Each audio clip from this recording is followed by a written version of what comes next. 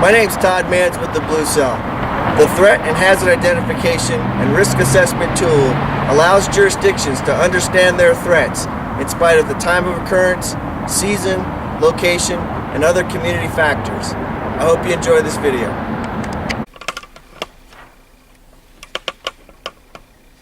THIRA is a common risk assessment process that we're now moving towards from a federal and state perspective. The feds have been talking about it for some time. They've been sharing that information with states. It gives us a standardization for how we're going to approach these specific topics. There have been a lot of different ways that this has been thought about and dealt with in the past. This particular process does not necessarily negate that, but we're going to try to really get to a point where we have a common approach to it so that we can get common positive information back to make better decisions. Whole community, you see that highlighted. Whole community certainly is a key topic and kind of buzzword in the FEMA Homeland Security community. Now, it encompasses all the things that you see on the right. Individuals, families, businesses, faith-based organizations, nonprofit groups. The idea here is we put a lot of effort into things like the Ready.gov program, right? And other grants that are out there. To now pull this together really makes sense 12 years post 9/11 in terms of looking at hazards and risks, because there's been a lot of work that's been done with like the CST, for example, and some of the other programs that are out there. Nonprofit groups have been after this thing for a while. Hospitals have been after it for a while. And now to really approach hazards from a whole community perspective, I think makes a lot of sense.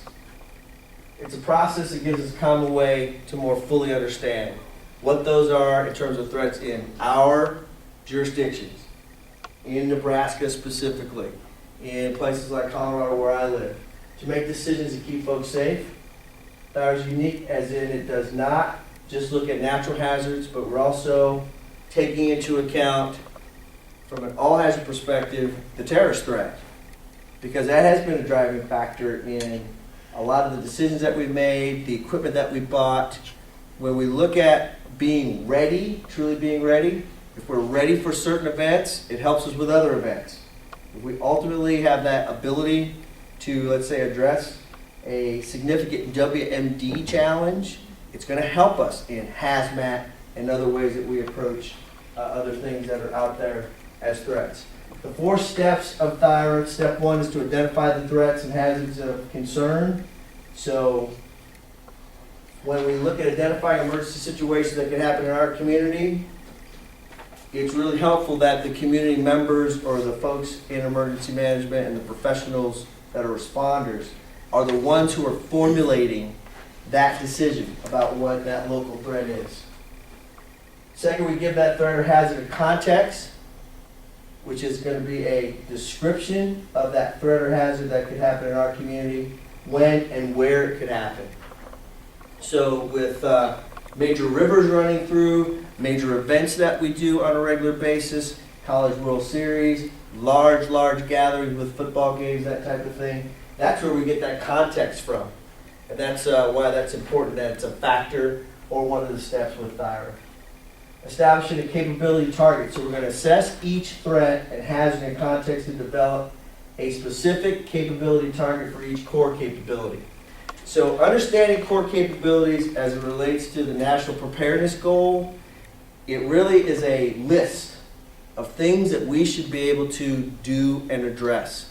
Having those somewhat standardized helps us get an equal playing field as we look at threats in comparison to other communities.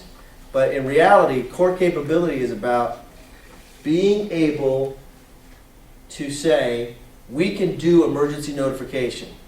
That would be one of those core capabilities that would transcend many different hazards. So working toward that goal, to be able to do that, one of several core capabilities that are out there newly defined, that's the way to kind of approach the establishment of our capability targets. And then lastly, assessing each threat and hazard. Wait a minute. Applying the results for each core capability that estimate the resources required to achieve that capability. So that last step, when we say applying the results, is looking at what we already have in terms of resources, then making decisions about the resources that we need to go back to step 3 and say, hey, to get to this point, this is what we would need in terms of training, personnel, equipment, to build teams, to build infrastructure that can help and support getting after those target capabilities. So neighbors helping neighbors is also going to be a key in identifying resources. It's important for jurisdictions to talk to the neighbors that are adjacent to them, what it is that they're doing. If you have a larger jurisdiction next to a smaller jurisdiction, having that ability to go across jurisdictional boundaries to address challenges and threats is really what the neighbor versus neighbor, helping neighbors is about. And certainly part of a larger effort. So we're seeing it indoctrinated in Presidential Policy Directive 8. We're seeing it in our National Preparedness Goal. We're seeing it in a shift in the core capabilities. Those core capabilities are also tested from an HC perspective, Homeland Security Exercise Evaluation and Program perspective. And then we're able to test what's going on out there. So ultimately, the THIRA process helps determine the resources necessary to maintain a capability or to close and eliminate gaps in that identified capability.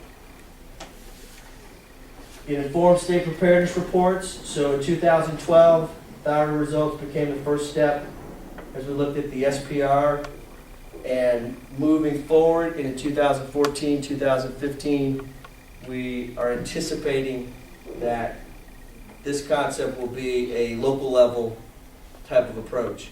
And when we're looking at dollar cents and the things that we're doing, that THIRA process from local all the way through the state to the feds will be the process that's used. It does affect resources. So every state or municipality in 13 that wishes to receive grant funding will have to fill out a THIRA plan for their state. So we're already into that process now and figuring out what that's going to look like. The mission area and core capabilities are broken down into prevention, protection.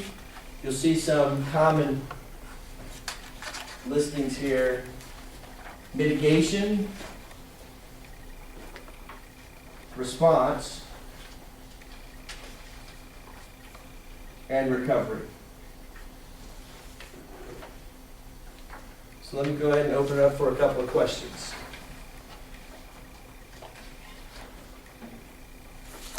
Any questions? It was that compelling. Do you get feedback from major vendors, if you will, like the University of Nebraska-Lincoln, like the Mecca for the College World Series?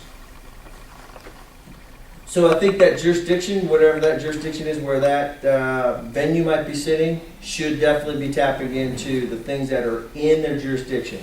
So I think a jurisdiction approach is probably the smartest way to begin, but it would be, let's say, up to Lincoln, the city of Lincoln, to have that conversation. Because certainly having a 96,000 seat stadium sitting in your jurisdiction is going to impact you one way or the other. It's not like you can ignore that it's there or not. So if it's truly threat-based and then jurisdictionally based, that's the way I think to get that data back. And that kind of makes the most sense. Any other questions? That's a good question.